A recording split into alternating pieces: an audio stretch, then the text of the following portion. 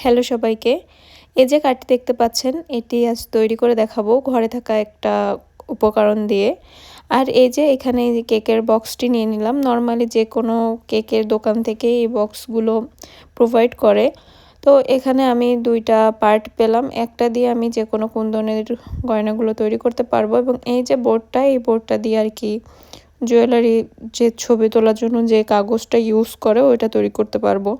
এখন আপনারা বলতে পারবেন যে আসলে কাগজ তো নরমাল যেকোনো দোকানেই কিনতে পাওয়া যায়।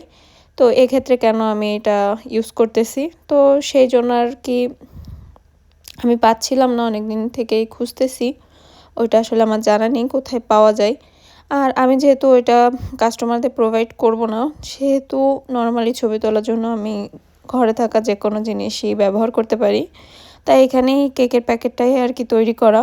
আর অনেক সময় হয় আমাদের মতো যারা ক্রিয়েটর আছেন, তারা সবসময় সবকিছু হাতের কাছে পান না। তো সেক্ষেত্রে আপনাদের হাতের কাছে থাকা জিনিসগুলো দিয়েই কোনো নতুন কিছু তৈরি করে নিতে পারেন। এইটা আপনাদের বেশি কাজে লাগবে অন্য যেকোনো জিনিসের তুলনায়।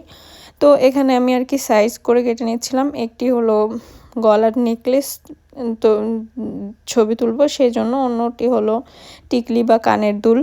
এই ২ টার জন্য ২ টা আরকি একটা একটু বড় করে আর অন্যটা ছোট করে কেটে নিচ্ছিলাম। এখানে ২ সাইডে ২ টা করে আমি আরকি একটু চওড়া করে কেটে নিলাম যেন এখানে আমি নেকলেসটা বাঁধাতে পারি। আর নাম লেখার জন্য এবং একটু ডেকোরেশনের জন্য এখানে একটা জেল পেন দিয়ে আমি আরকি সাইডে দাগ দাগ দিয়ে নিচ্ছি। এটা দিলে অনেক বেশি সুন্দর লাগে দেখতে। তো আপনারা চাইলে এভাবে তৈরি করে নিতে পারেন। এটা আপনাদের আশা করি কাজে আসবে। তো আমার এই ভিডিও দেখার জন্য আপনাদের সবাইকে ধন্যবাদ।